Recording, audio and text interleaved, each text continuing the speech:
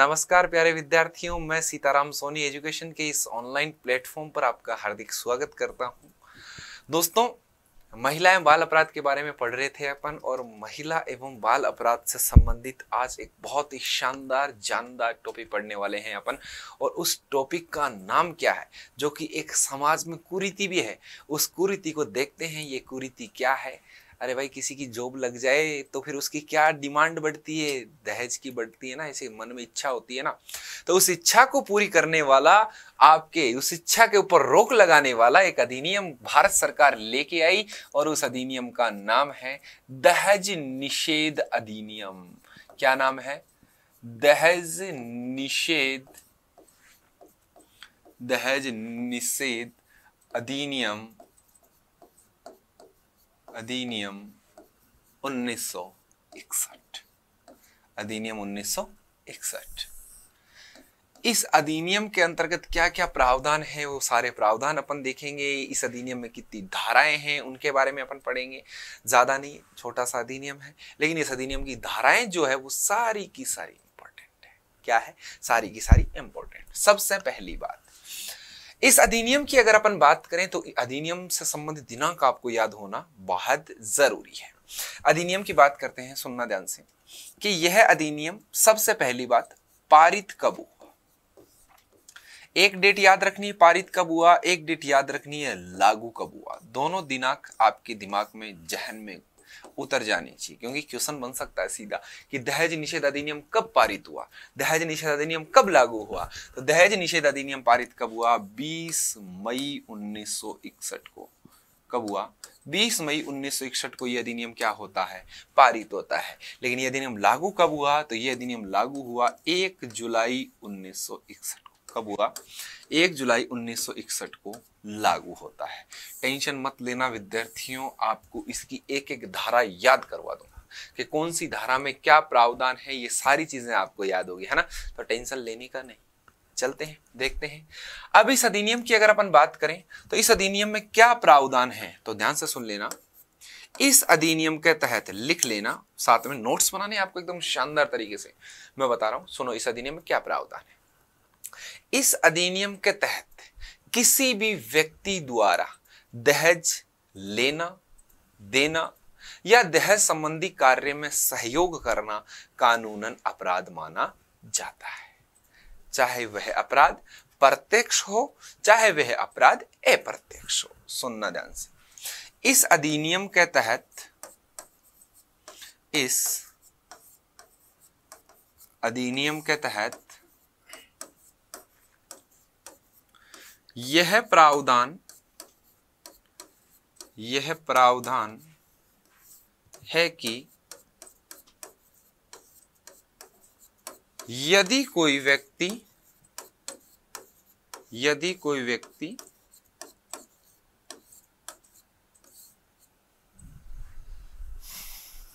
दहेज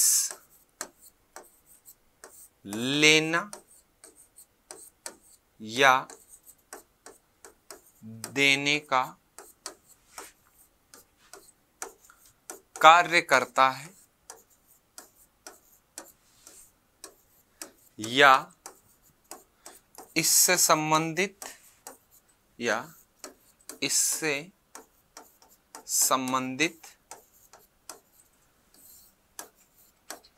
कार्य में सहयोग करता है,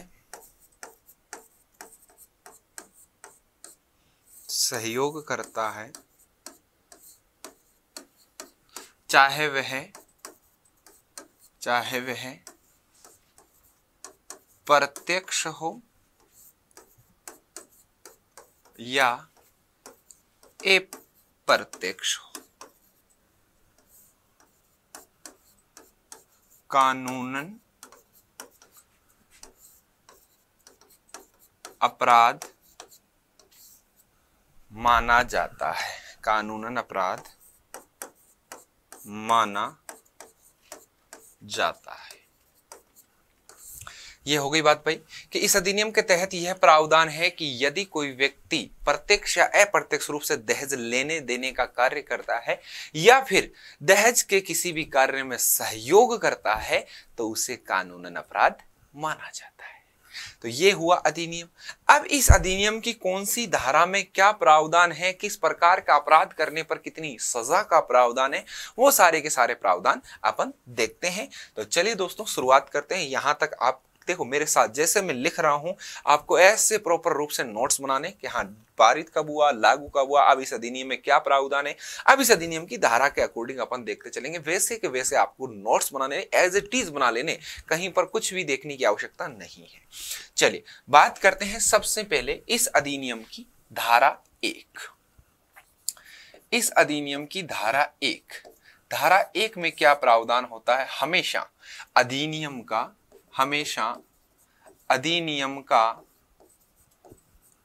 का नाम और अधिनियम का विस्तार, यानी अधिनियम का नाम क्या है और अधिनियम का विस्तार क्या है। तो अधिनियम का नाम सबको पता है, दहेज निषेध अधिनियम 1961। क्या नाम है? दहेज निषेध अधिनियम 1961। अधिनियम का विस्तार कहां पर है? तो अधिनियम का विस्तार वर्तमान में संपूर्ण भारत में, ध्यान रख लेना, वर्तमान में संपूर्ण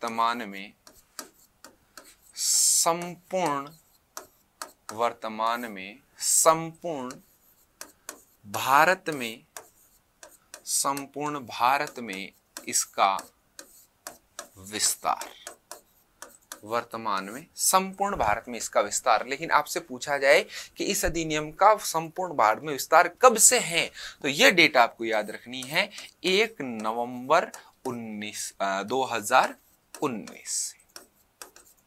कब से है? 1 नवंबर 2019 से। अगला अधिनियम आता है और अगले अधिनियम की, इस अधिनियम की आती है धारा 2, और धारा 2 में दहेज को परिभाषित किया गया है। किसको परिभाषित किया गया है? दहेज को परिभाषित किया गया है कि दहेज की क्या परिभाषा होती है, यह आपको पता होना जरूरी है। ठीक है भाई। तो यहां पर धारा 2 में दहेज की परिभाषा, यानी आपसे पूछा जाए कि दहेज निषेध अधिनियम 1961 की कौन सी धारा में दहेज की परिभाषा दी गई है, तो दहेज की परिभाषा धारा 2 में। क्या है ये परिभाषा? तो लिखना मेरे भाइयों, विवाह के समय, विवाह से पहले या विवाह के बाद, क्वेश्चन पूछा हुआ है ये एग्जाम में, दहेज की कितनी स्थितियां होती है? कितनी स्थितियां होती है? 3। कब कब ले सकता है भाई दहेज? एक तो शादी से पहले, एक शादी के समय और एक शादी के बाद। उससे दहेज की स्थितियां, पिछला ही कांस्टेबल जो पेपर हुआ था आपके, कांस्टेबल पेपर में पूछा गया है दहेज की कितनी स्थितियां होती है? 3 स्थितियां, शादी से पहले, शादी के समय, शादी के बाद, 3 स्थितियां। ध्यान रखना, इन तीनों स्थितियों में किसी भी प्रकार की मूल्यवान प्रतिभूति, मूल्यवान प्रतिभूति का मतलब जिसका कोई कीमत हो, जिसकी कोई मोल हो, उस मूल्यवान प्रतिभूति का आदान प्रदान करना, चाहे वह प्रत्यक्ष हो या अप्रत्यक्ष हो, अगर कोई व्यक्ति लेता है तो उसे दहेज माना जाता है। ठीक है, लिखना, यदि कोई व्यक्ति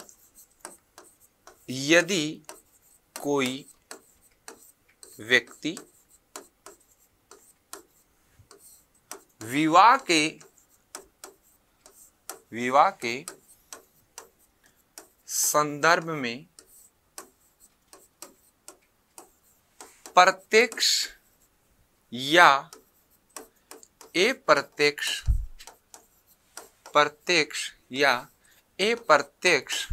रूप से किसी भी प्रकार की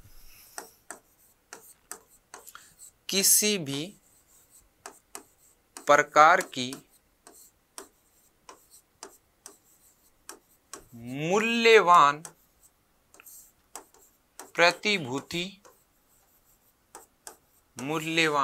प्रतिभूति का आदान प्रदान करना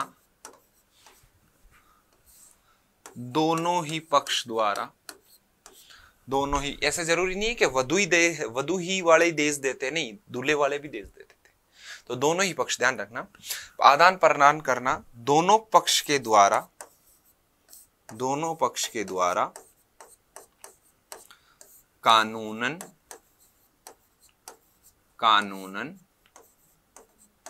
अपराध माना जाता है, कानूनन अपराध माना जाता है, जिसे दहेज कहते हैं, जिसे दहेज कहते हैं। यानी समझ में आ गया ना दहेज किसे कहते हैं। अब बात करें, ये तो आप लिख लिया होगा, बात करते हैं दहेज की स्थिति। यहां पर ही बता देता हूं, नोट लगाना और लिखना। दहेज की स्थिति, दहेज की स्थिति यानी दहेज की कितनी स्थितियां हो सकती है, तो लिखना दहेज की 3 स्थितियां होती है, दहेज की 3 स्थितियां होती है। पहली कौन सी होगी स्थिति दहेज की? विवाह से पहले, विवाह से पहले। दूसरा, विवाह के समय, विवाह के समय। तीसरी, विवाह के बाद।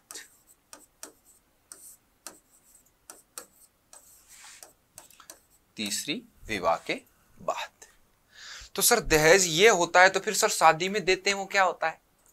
शादी में देते हैं उनको उपहार कहा जाता है। जैसे आपने बाहुबली मूवी देखी होगी, बाहुबली मूवी में वो कहते हैं हाँ माहिष्मती के बहू के लिए ये उपहार भेजे गए हैं, वैसे ही वो उपहार दिए जाते हैं। यहां पर फिर एक नोट लगाना और लिखना, बाद में बनते हैं, जब केस होता है तब बनते हैं वो तो दहेज, पहले तो वो उपहार ही होते हैं, है ना। तो नोट लगा के लिखना, शादी के समय, शादी के समय वधू या वर पक्ष, वधू या वर पक्ष द्वारा खुशी से, वो कहते हैं ना हम तो खुशी से अपनी बेटी को देते हैं, और बेटी को देते हो फिर बाद में दहेज का केस क्यों करते हो?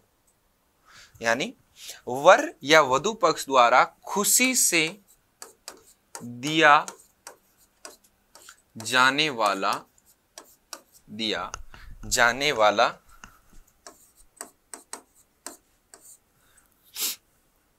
मूल्यवान वस्तु, दी जाने वाली कर दीजिए, चलो, है ना, लैंग्वेज थोड़ी अच्छी हो जाएगी। खुशी से दी जाने वाली मूल्यवान वस्तुएं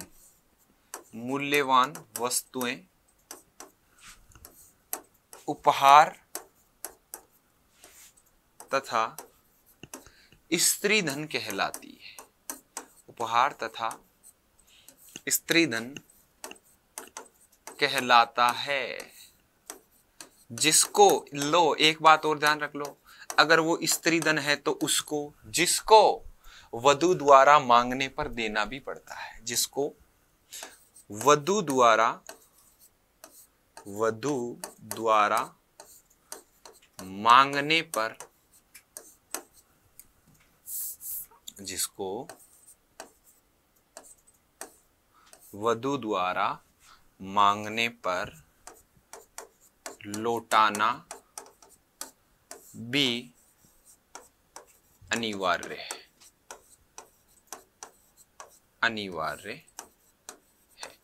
अब देखो छोटी सी कहानी बताता हूं, क्या होता है ये स्त्री धन और क्या होता है ये प्रत्यक्ष और अप्रत्यक्ष। मान लीजिए आप पढ़ने लग रहे हैं और पढ़ रहे हैं, उस समय आपकी जॉब नहीं लगी, आपकी उम्र बढ़ती जा रही है, आपके घर वालों को आपकी शादी की चिंता सताए जा रही है, और चिंता सताते सताते आपके पिताजी किसी को कहते हैं यार हमें कोई 2 जोड़ी ड्रेस में अगर कोई लड़की मिल जाए तो हम उससे अपनी लड़के की शादी कर देंगे। ढूंढते हैं लड़की, लड़की ढूंढते ढूंढते ढूंढते ढूंढते अंत में पांडे जी मिलते हैं। पांडे जी को कहते हैं शर्मा जी कि सर हमारे लड़के की सगाई करवाओ ना, कैसे जैसी। सगाई हो गई। लड़का क्या करता है, बोले लड़का आरएस की तैयारी करता है जयपुर में। ओ तेरी, आरएस की तैयारी करता है, चाहे करता वो कांस्टेबल की हो, तैयारी किसकी कर रहा है, आरएस की। अब भाई साहब गलती से कांस्टेबल का पेपर उसी समय होता है आपकी सगाई के बाद, और सगाई के बाद जो ही पेपर हुआ और किस्मत काम कर गई भाई, लग गया नौकरी। नौकरी लगते ही शर्मा जी खुशी के मारे पागल। शर्मा जी कहते हैं कि हाँ जी हमारा लड़का नौकरी लग गया। फोन लगाते हैं, समधी जी हमारा लड़का जॉब लग गया है, आप देख लेना। कि सर हमने देख के ही तो रिश्ता किया था। नहीं फिर भी देख लेना, लड़का काबिल लड़का है। अरे सर हमें हमारे दामाद पे पूरा भरोसा था, इसीलिए तो हमने देख के रिश्ता किया था। नहीं कल आए थे एक रिश्तेदार, वो फॉर्च्यूनर या स्कॉर्पियो दे रहे थे। माथा खराब समधी जी का, यानी आपने इनडायरेक्ट अप्रत्यक्ष रूप से दहेज की मांग कर ली। होता क्या है, कोई बात नहीं भाई, आपकी डिमांड पूरी करने के लिए उन्होंने दे भी थी। ध्यान रख लेना वो खुशी से दिया हुआ उपहार है, और वो क्या कहलाएगा, स्त्री धन। जिसको लड़का लड़की दोनों काम में लेते हैं वो सारा सामान स्त्री धन है। खूब दहेज दिया, खूब सामान दिया खुशी से। थोड़े दिनों बाद लड़की कहती है मैं तो अलग रहूंगी, और मुझे जितना सामान मिला था वो लौटाइए, देना पड़ेगा। अगर नहीं देते हैं तो आईपीसी सेक्शन 406 के तहत 3 साल तक की सजा का प्रावधान है, देना पड़ेगा।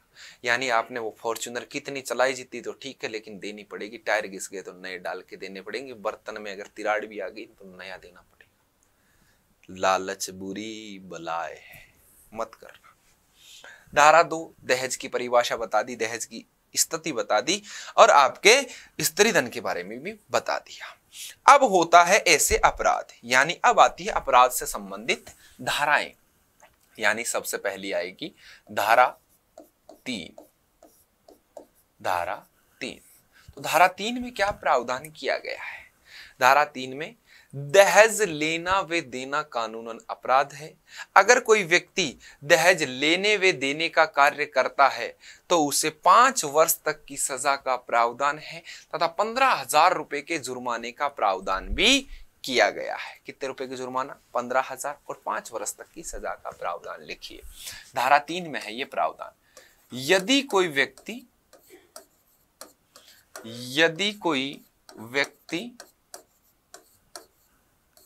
दहेज लेने या देने का कार्य करता है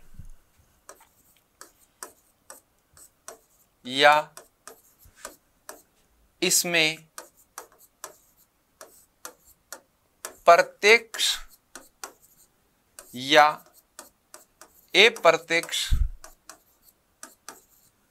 रूप से सहयोग करता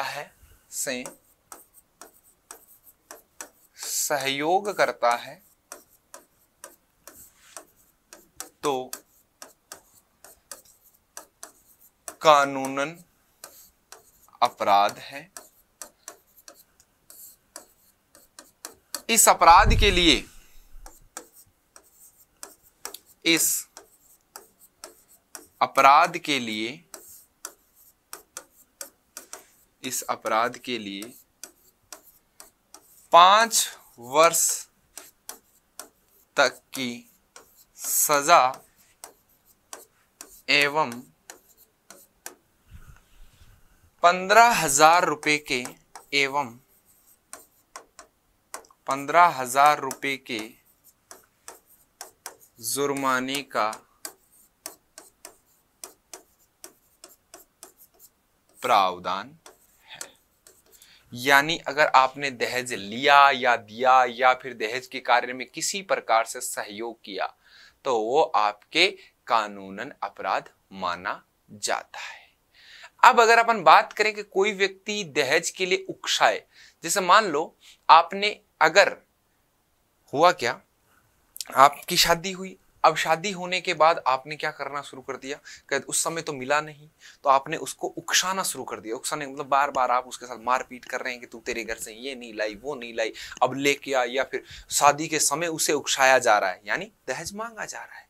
अगर आप दहेज को उकसाने का कार्य करते हो, यानी लिखना यहां पर दहेज के लिए उकसाना, दहेज के लिए उकसाना,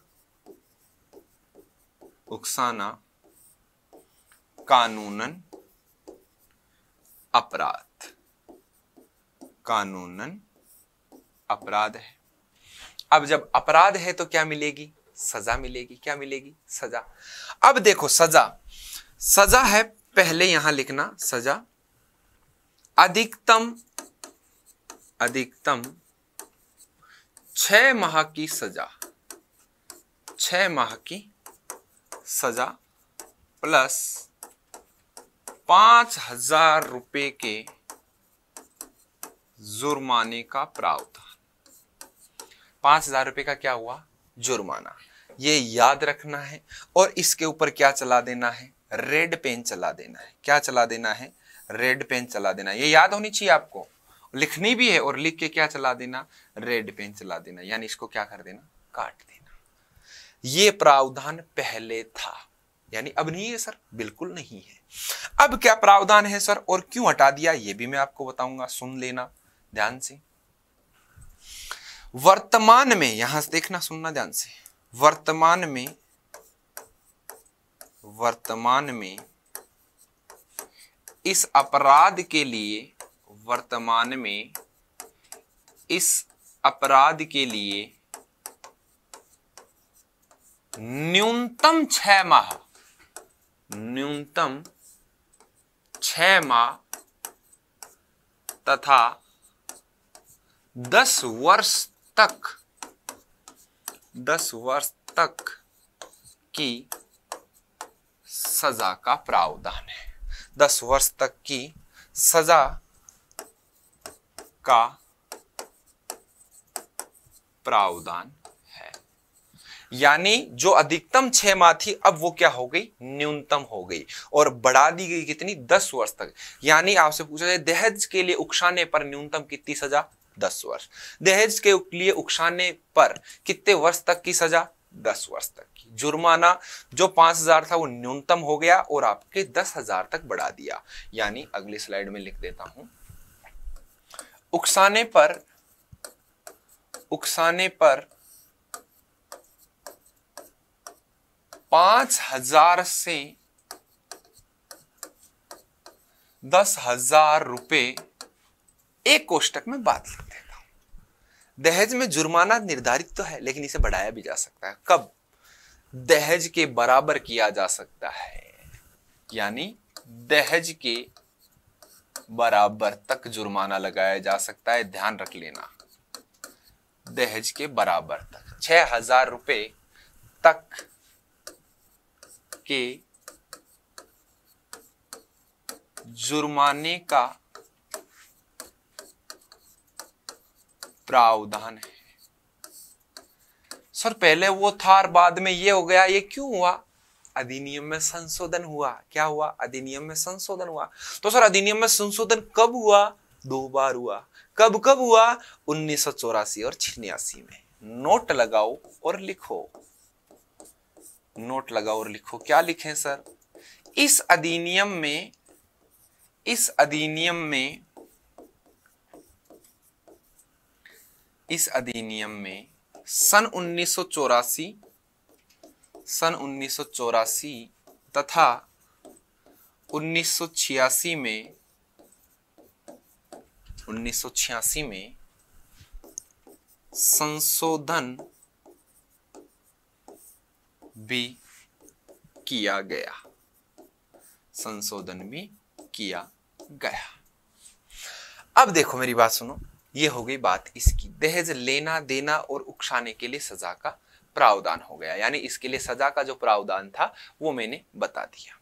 अब ये तो दिया और लिया, अब वो तो चलो ठीक है दे दिया ले लिया, अब एक चला के मांगा आपने, मांगने के लिए भी सजा का प्रावधान है, यानी धारा 3 का प्रावधान मैंने आपको बता दिया। अब आती है धारा 4, और धारा 4 में क्या प्रावधान है वो सुनना, यानी दहेज मांगना भी कानूनन अपराध है। दहेज मांगना कानूनन अपराध है, दहेज मांगना कानूनन अपराध है, यानी अगर कोई व्यक्ति दहेज मांगता है तो वो भी कानूनन अपराध माना जाता है। अगर दहेज मांगता है तो आपके उसे 6 माह से 2 वर्ष तक की सजा का प्रावधान है, यानी इस अपराध हेतु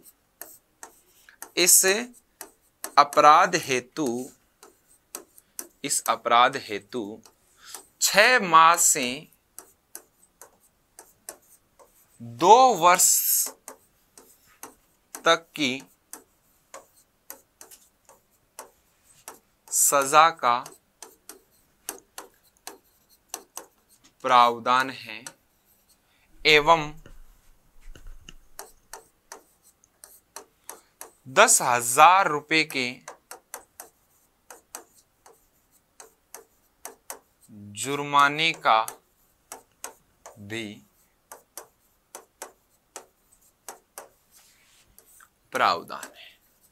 यानी दहेज मांगने मात्र से, अगर ऐसे कह दिया ना मैं तो दहेज लूंगा, ले बेटा ले, तो 6 माह तक अंदर जा, कम से कम 2 वर्ष तक की सजा का प्रावधान, 10,000 रुपए की जुर्माने का प्रावधान।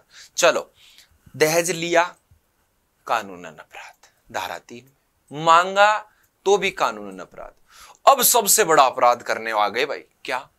खुलेआम विज्ञापन दे दिया। मान लो किसी का लड़का पहली बार आरएस बन गया, आरएस बनते ही उसने विज्ञापन ठोक दिया, एक अच्छी सुशील कन्या की आवश्यकता, वधू की आवश्यकता, एक सुशील वधू की आवश्यकता, लड़का आरएस, डिमांड दहेज की, डाल दिया विज्ञापन में 2 करोड़ रुपए, ले भाई, खुलेआम कानूनन अपराध। और ये मांगना ही तो हुआ एक प्रकार से, अगर मांगना है तो ये भी धारा 4 का ही पार्ट है, यानी अगली धारा है धारा 4 के, धारा 4 के। धारा 4 के में क्या प्रावधान है? दहेज के लिए विज्ञापन, दहेज के लिए विज्ञापन, यानी यदि कोई व्यक्ति दहेज के लिए विज्ञापन देता है तो कानूनन अपराध माना जाता है। तो सुनो ध्यान से, यदि कोई व्यक्ति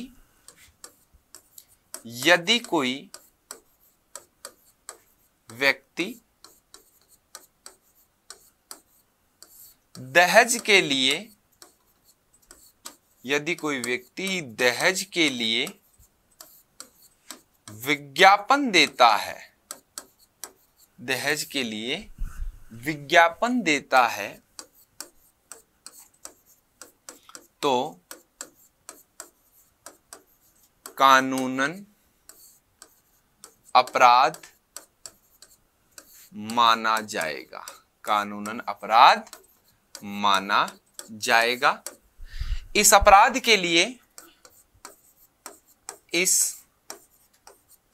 अपराध के लिए भाई देखो, अपराध मांगने से बड़ा है ना, खुलेआम हो रहा है, एक मांग रहा है, तो मांगने से तो सजा ज्यादा होगी ना, तो सजा 2 ही प्रकार की, इसमें एक 2 वर्ष वाली और एक 5 वर्ष वाली। यानी इस अपराध के लिए 6 माह से 5 वर्ष तक की सजा एवं 15,000 रुपए के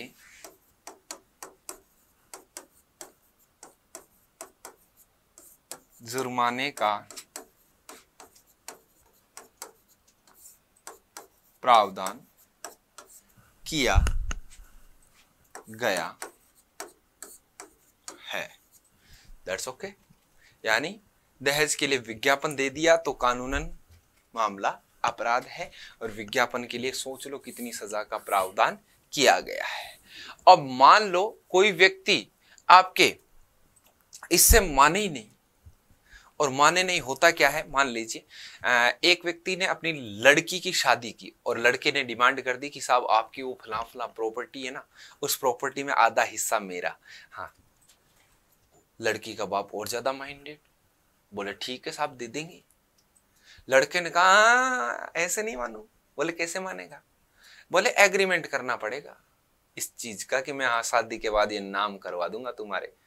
लड़के का बाप और ज्यादा डिमांड, लड़की के पिताजी का माथा खराब, बोले एग्रीमेंट करेगा ये आदमी।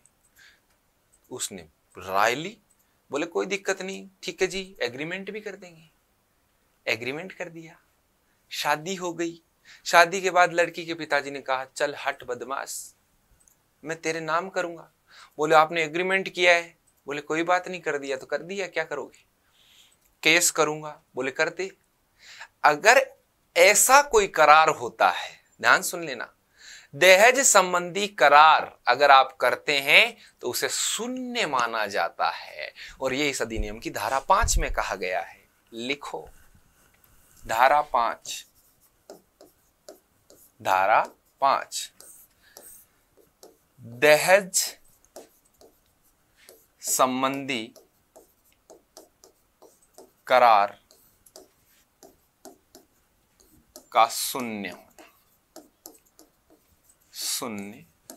होना। लिखना इसमें, यदि कोई व्यक्ति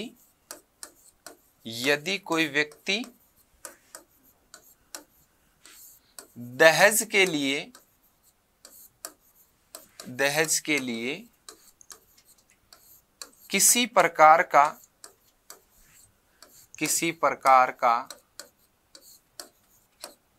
करार करता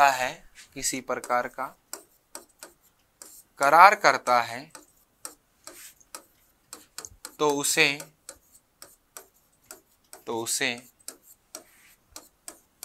शून्य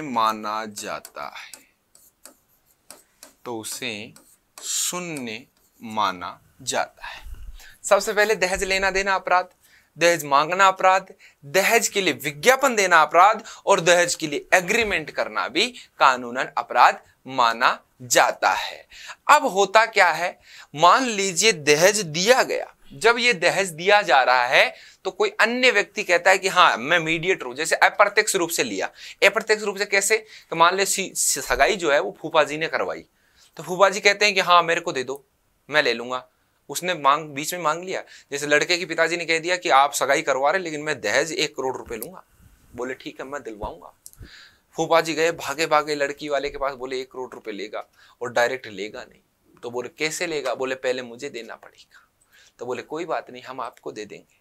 तो उनको दे दिया। लड़की का बाप तो माइंडेड था, उसे तो कोई टेंशन ही नहीं, क्योंकि अगर कोई अन्य व्यक्ति दहेज धारण करता है तो उसे विवाह की दिनांक से 3 माह के अंदर उस वधू को देना अनिवार्य है।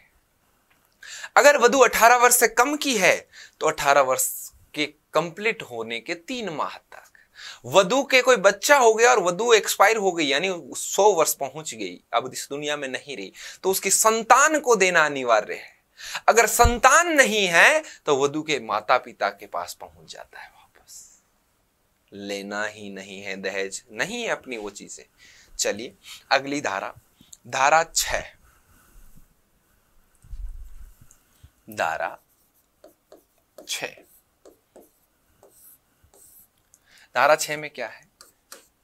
यदि किसी अन्य व्यक्ति द्वारा दहेज धारण किया जाता है, दहेज धारण किया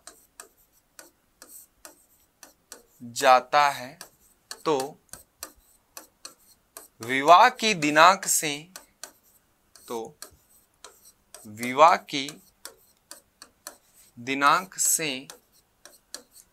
3 माह के भीतर, दिनांक से 3 माह के भीतर उसे वधु को देना, वधु को देना अनिवार्य है। कह साहब टाबर है बात, तो टाबर ने काहे देवा? अरे सुनो, यदि वधु नाबालिग है, यदि वधु नाबालिग है तो बालिग होने के 3 माह बाद देना जरूरी है। कि साहब अब तो वो तो इस दुनिया में नहीं है, तो कोई बात नहीं। यदि वधु की मृत्यु हो जाती है, वधु की मृत्यु हो जाती है तो उसकी संतान को देना अनिवार्य है, तो उसकी संतान को देना अनिवार्य है। कैसा अब संतान भी नहीं है, अंत में वधु के माता पिता, वधु के माता पिता, हाँ वो लेना एक अलग बात है, अंत में वधु के माता पिता को देना अनिवार्य है। यानी आपको देना तो पड़ेगा। अगर कोई व्यक्ति देता नहीं है, अगर कोई व्यक्ति देता नहीं है तो सुन लेना ध्यान से, अगर कोई व्यक्ति देता नहीं है तो उसे सजा का प्रावधान किया गया है। और सजा कितनी का प्रावधान किया गया है? अगर कोई व्यक्ति इसे के लिए मना करता है तो उसे 6 माह से 2 वर्ष तक की सजा का प्रावधान किया गया है। यदि कोई व्यक्ति देने से इनकार करे, देने से इनकार करे तो 6 माह से 2 वर्ष तक, 6 माह से 2 वर्ष तक की सजा का, 2 वर्ष तक की सजा का प्रावधान है तथा 5,000 से 10,000 रुपए के जुर्माने का भी प्रावधान है। यानी आप किसी अन्य व्यक्ति द्वारा लिया जाए तो उसे देना अनिवार्य माना जाता है। ठीक है भाई, अब ये सारी चीजें तो हुई बात। अब अपराध तो सारे हो गए, अब अपराध पर क्या लिया जाएगा? संज्ञान। मान लो किसी ने अपराध कर दिया तो अपराध पर क्या लिया जाएगा? संज्ञान। यानी धारा 6 के बाद कौन सी आएगी? धारा 7। ध्यान रख लेना यहां पर, धारा 7। धारा 7 में क्या कहा गया है कि धारा 7 में कहा गया है अपराध पर संज्ञान, अपराध पर संज्ञान लेना जरूरी है। अगर कोई व्यक्ति ऐसा अपराध कर देता है तो उस अपराध पर क्या लेना जरूरी है? संज्ञान। अपराध पर संज्ञान कौन लेगा? सुनना ध्यान से। यदि ऐसा अपराध होता है तो इस प्रकार के अपराध पर, इस प्रकार के अपराध पर, इस प्रकार के अपराध पर प्रथम वर्ग का मजिस्ट्रेट, प्रथम वर्ग का मजिस्ट्रेट या महानगर का कोई मजिस्ट्रेट संज्ञान लेगा।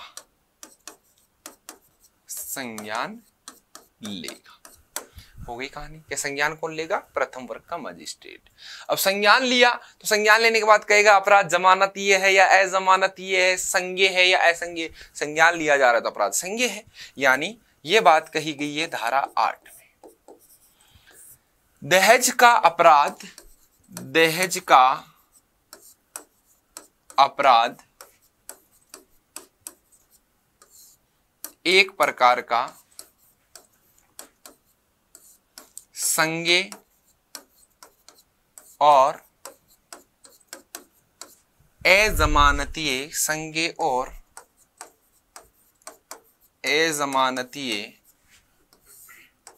अपराध है। संज्ञेय और अजमानती अपराध है। कैसा अपराध है? जिस पर संज्ञान लिया जाएगा। अजमानती का मतलब जिसमें जमानती आपके कोर्ट के द्वारा लिए जाते हैं, यानी कोर्ट में आपको पेश होना पड़ेगा, फिर कोर्ट देखेगा कि हाँ आपको क्या करना है क्या नहीं करना है ना। तो आपके वो सारे के सारे बात इसमें कही गई है कि अपराध एक प्रकार का अजमानती अपराध है। अब यहां पर इसके बाद आती है दो धाराएं, दोनों महत्वपूर्ण है।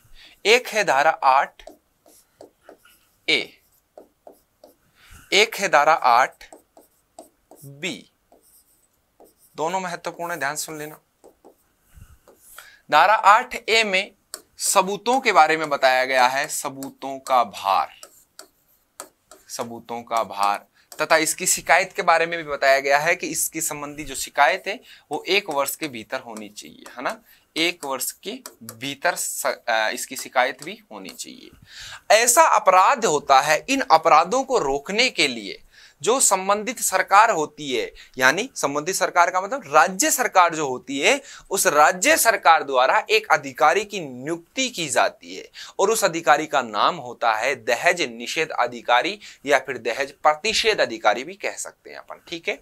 यानी ये प्रावधान, और ये क्वेश्चन पूछा गया है कि दहेज प्रतिषेध अधिकारी की नियुक्ति किस धारा के तहत होती है, तो दहेज प्रतिषेध अधिकारी की नियुक्ति धारा 8B के तहत होती है। कौन करता है? राज्य सरकार करती है।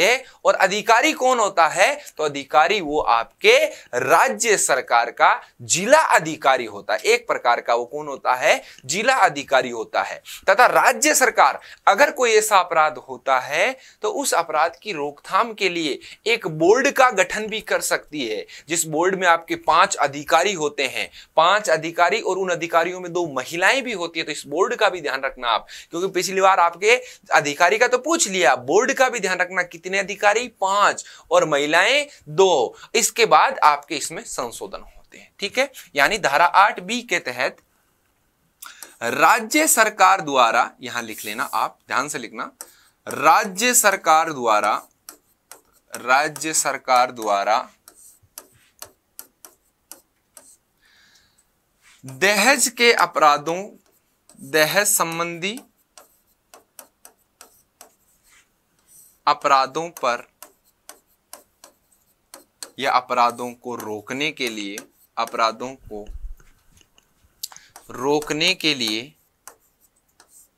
रोकने के लिए जिला अधिकारी को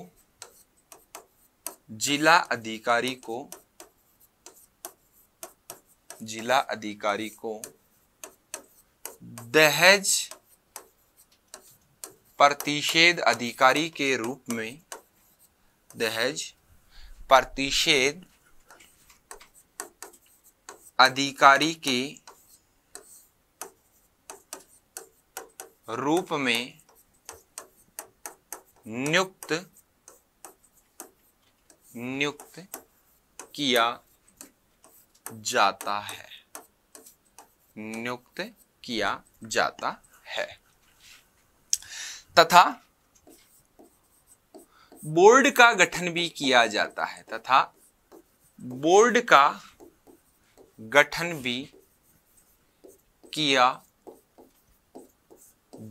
है, कौन करेगी? राज्य सरकार, जिसमें कुल 5 अधिकारी होंगे जिनमें 2 महिलाओं का होना जरूरी है, जिनमें 2 महिलाओं का होना जरूरी है। ये बात हो गई।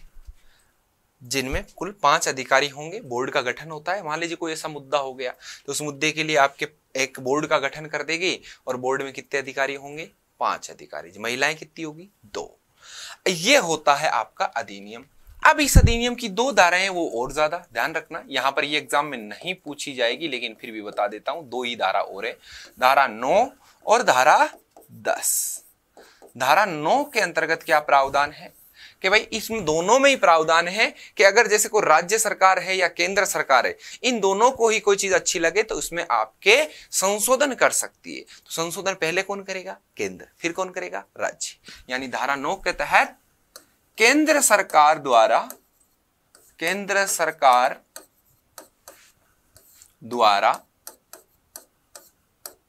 संशोधन किया जा सकता है, संशोधन किया जा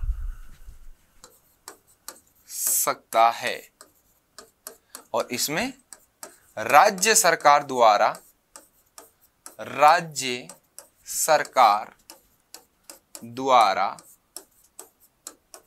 संशोधन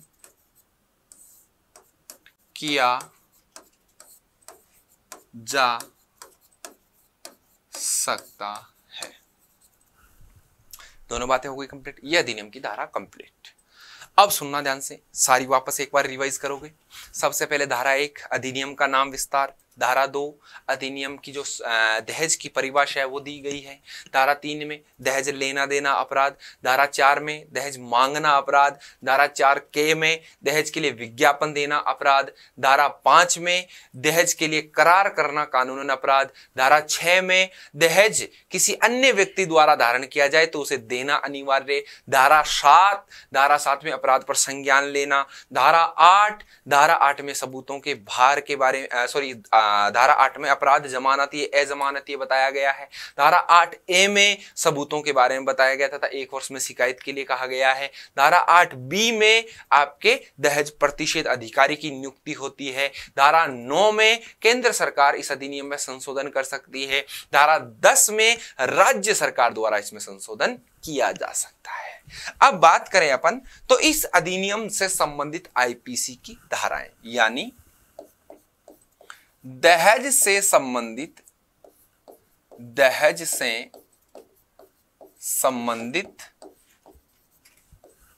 आईपीसी यानी इंडियन पिनल कोड, भारतीय दंड संहिता की धाराएं। 3 धाराएं हैं, तीनों ही आपके लिए महत्वपूर्ण। सुनना ध्यान से। सबसे पहली धारा 304B, धारा 406,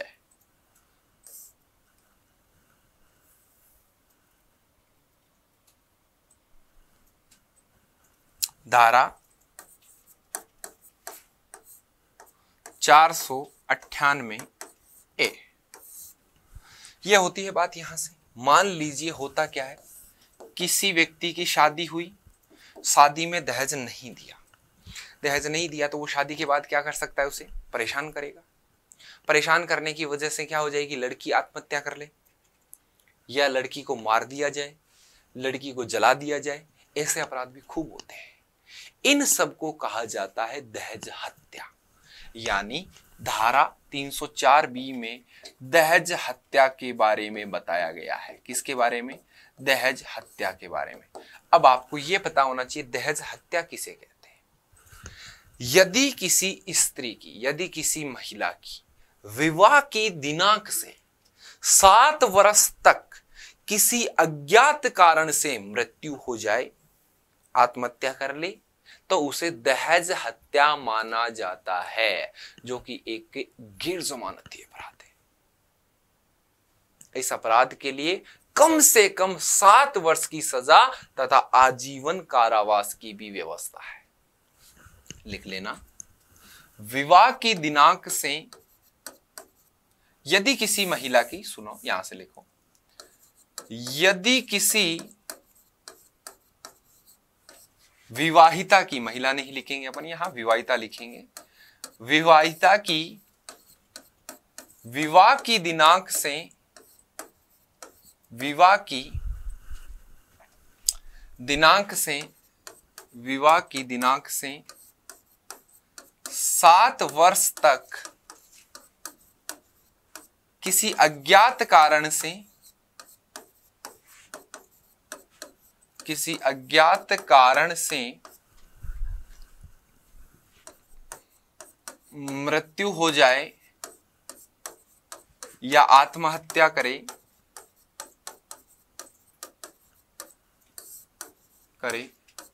तो उसे दहेज मृत्यु, तो उसे दहेज मृत्यु कहा जाता है, कहा जाता है, जो कि कानूनन अपराध है, जो कि कानूनन अपराध है। और कानूनन अपराध है तो उसके लिए क्या मिलेगी? सजा। सजा के बारे में सुनना ध्यान से। सजा यहां लिख देता हूं, सजा कम से कम 7 वर्ष तथा आजीवन तक, आजीवन तक की सजा का प्रावधान। आ गई बात समझ में? धारा 406, मैंने कहा था ना, अगर स्त्री मांगे तो उसे देना अनिवार्य है, ध्यान रख लेना। यदि कोई स्त्री, यदि कोई स्त्री स्त्री धन मांगे, स्त्री धन मांगे तो उसे देना जरूरी है, जरूरी है, अन्यथा 1 वर्ष से 3 वर्ष तक की सजा का प्रावधान है। धारा 498, यदि किसी, धारा 498 ए में क्या प्रावधान है? मान लो उसकी शादी हुई, शादी के बाद उसे परेशान किया जाए, दहेज ना मांगकर उसे क्या किया जाए? परेशान किया जाए। अगर आजकल केस होते हैं ना, ज्यादातर इसी धारा में होते हैं, इसलिए ये जरूरी ध्यान रखना।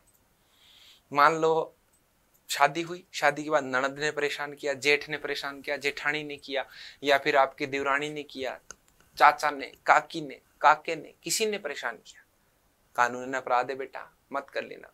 शब्द पूर्वक, भाव पूर्वक, अर्थ पूर्वक, भावनात्मक, धार्मिक, किसी भी प्रकार से, शारीरिक, मानसिक, अगर आप उसे परेशान करते हैं तो वो कानूनन अपराध है, और इस अपराध के लिए 3 वर्ष तक की सजा का प्रावधान है। सुनो ध्यान से, यदि किसी विवाहित महिला को, विवाहित महिला को, विवाहित महिला को उसके पति या पति के नातेदार, देखो एक तो होते हैं रिश्तेदार, एक होते हैं नातेदार। कहते हैं ना, ये अपना नाता जन्मों जन्मों का है। नाते का मतलब खून का रिश्ता, रिश्ता तो किसी प्रकार का हो सकता है, रिश्तेदार होते हैं, नातेदार की बात की जा रही है। यदि किसी विवाहित महिला को उसके पति या पति के नातेदार द्वारा, नातेदार द्वारा भावनात्मक यानी भावपूर्वक शब्दपूर्वक मानसिक शारीरिक धार्मिक आर्थिक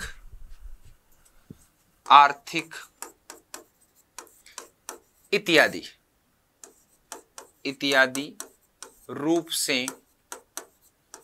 से उत्पीड़ित किया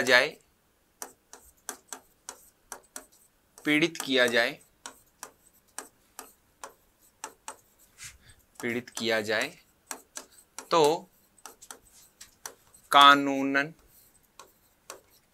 अपराध है। और अपराध है तो उसके लिए क्या मिलेगी? सजा।